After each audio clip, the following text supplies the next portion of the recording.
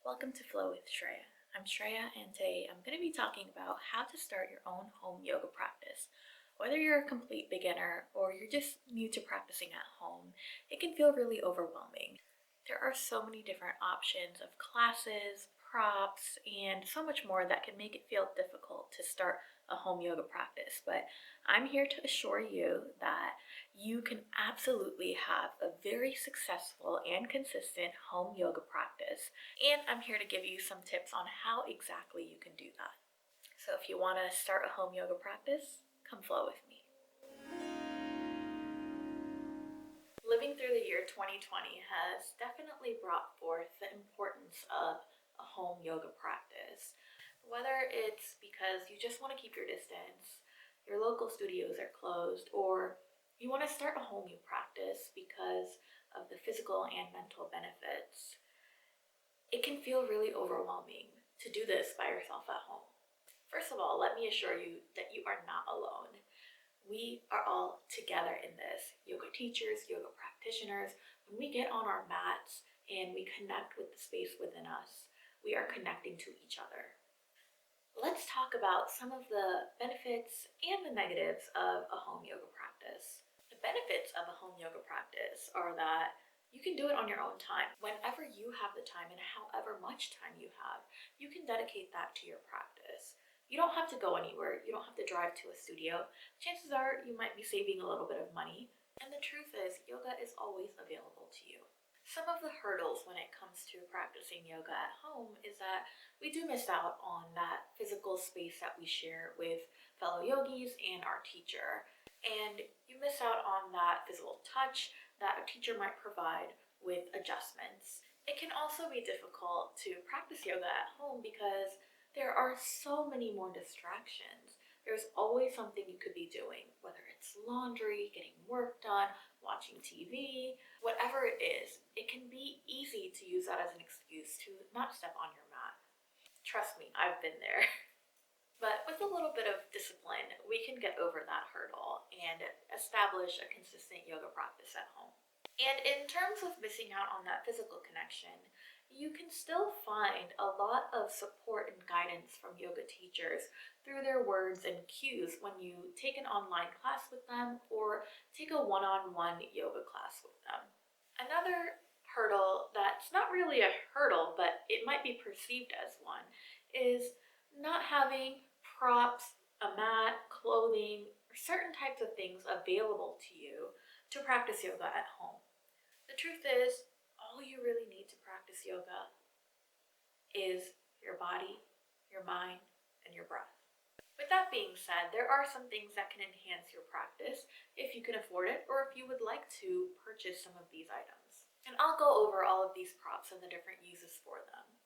However, you can also use blankets, a couch cushion, pillows, a wall, a chair, or any of the other things you have available at home for you to enhance your practice. You also don't need specific clothing to do yoga. Yes, these leggings are amazing and comfortable, but you can just as easily practice in any other comfortable clothing you already own. If you are a complete beginner, it might feel overwhelming, so I really recommend just forgetting about all the props. Just begin by establishing a consistent practice. Step on your mat every day or every other day, even if it's just for 5 minutes. The truth is, practicing for just a few minutes a day is so much more valuable than practicing for 60 or 30 minutes once in a while. Something you want to be extra mindful of when you're practicing yoga at home is your own alignment and where you feel sensations in your body.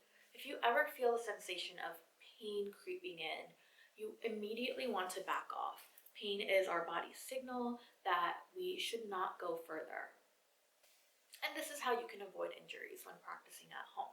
So let's go over some of the things that you might find helpful in your yoga practice, starting with a mat.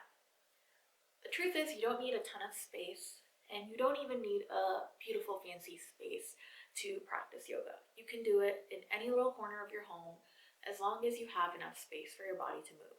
A yoga mat can provide you with some support and comfort while you practice.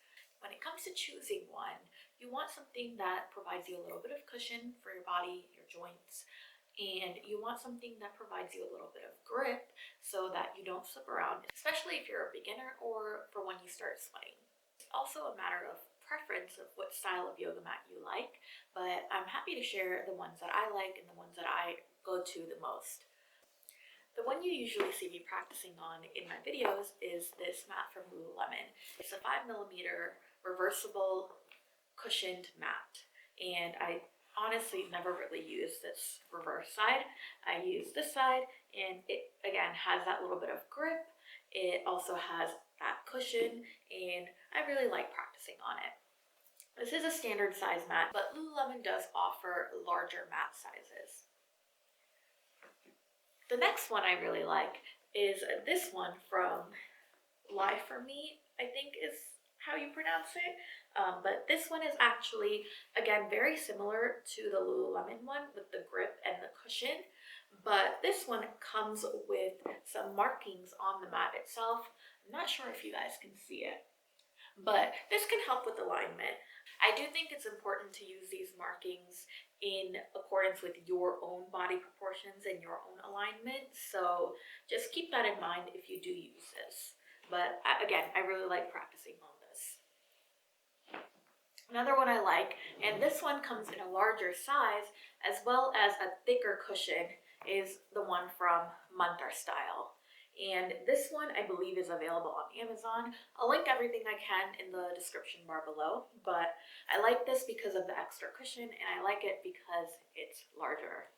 I also think this one might be a little bit more affordable on Amazon, if I'm not mistaken. Now, the reason I have so many mats is because personally, I like to keep one mat in different areas of the house where I know I can easily see it. It'll remind me to step on my mat, and it's very convenient for me to just grab it and unroll it. So you don't have to have so many mats, but if you want to do that, you absolutely can. The next prop I want to talk about is blocks. If you end up getting any one prop out of the ones we talk about today, I would definitely recommend blocks. This is a cork block from Hugger Mugger, and it's a little bit more dense. And what blocks help you with is to help make certain poses more accessible to you. Blocks can help bring the floor up closer to you in certain poses, and blocks can also help make poses more challenging for you. So this is a great prop to have. You can also get blocks that are made of foam that are like this. These are from Clever Yoga, and these work just great as well. Now, if you don't want to get blocks, again, a stack of books, a very sturdy box, all of those are absolutely great options as well. Next prop I want to talk about is a bolster. A bolster typically is used more so in a restorative or a yin practice, but can absolutely be used in an active yang practice as well. Now, this is a rectangular bolster, and it's just like a pillow, just a little bit more firm.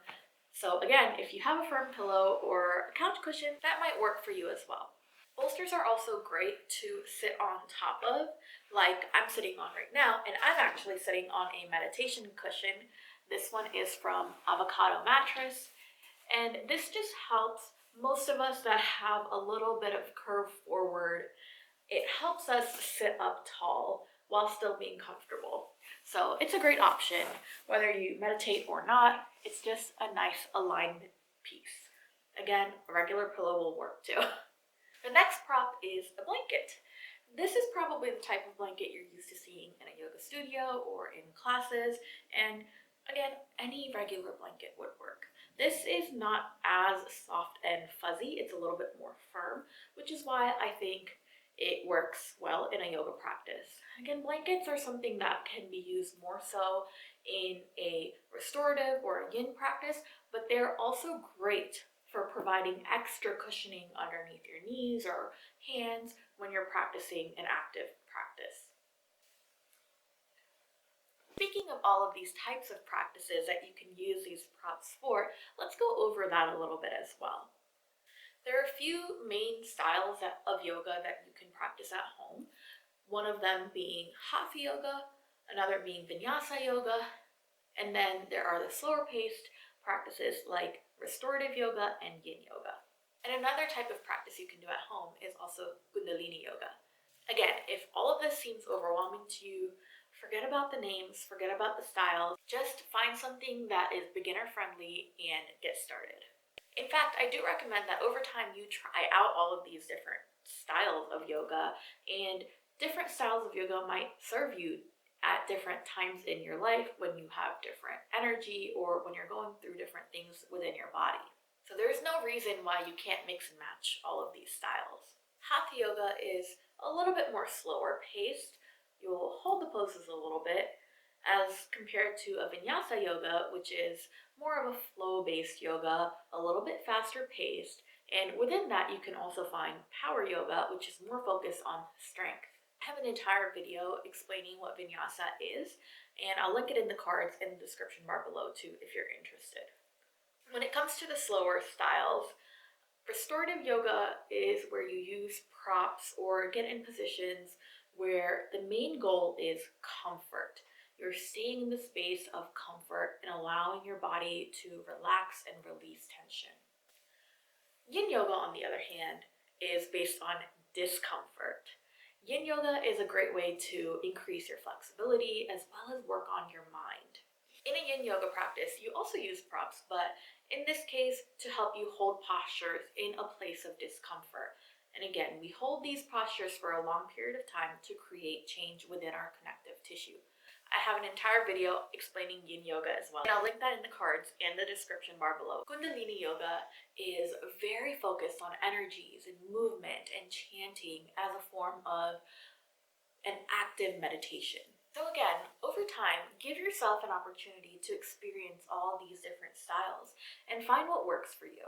I want to give you some tips based on my experience on how you can start a home yoga practice and how you can be consistent with your home yoga practice. You can find so many videos on YouTube, whether it's on my channel or somebody else's, and you can find the type of yoga that works for you. You can find the type of teacher that works for you.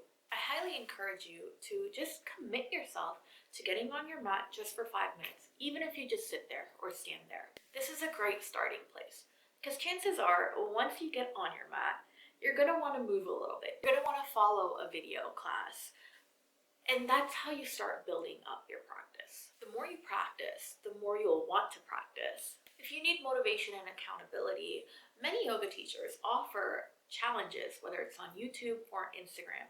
And again, this is a great place to start your yoga practice. You're being told what to do every single day, and all you have to do is step on your mat and follow along. Some of my favorite yoga challenges are hosted here on YouTube by Sarah Beth Yoga, Adrienne Louise, and Kino Yoga. These are all teachers that I've personally learned from here on YouTube. You'll also find great yoga challenges on Instagram from Kino Yoga, as well as Carrie Verna, who is Beach Yoga Girl. And again, I'll link all of this down below. I really find that participating in some of these challenges can help give you a kickstart, and it's a great sense of community with all of the other participants of the challenge as well.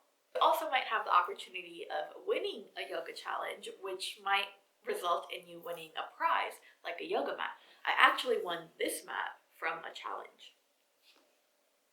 Another tip is to keep your mat visible. Just like I mentioned before, keep your mat in a place where you see it and it reminds you to practice. The biggest tip I have to give you is ditch the all or nothing mindset. I've been in that place too.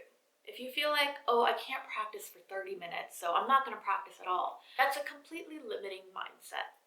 The truth is, even if you did 5 minutes or 2 minutes, that's still better than not doing anything at all. It really doesn't have to be all or nothing. Another mindset to ditch is perfectionism.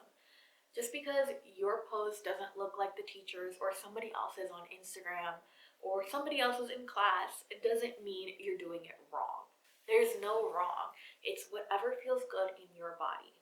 It's called a practice, not a perfect. Just get on your mat and do the best you can in that moment. This practice of yoga will allow you to focus on some of these mindset shifts as well as letting go of judgment and comparison as you begin to focus inward, focus on yourself, on your mat, on your breath, and connect your mind and body.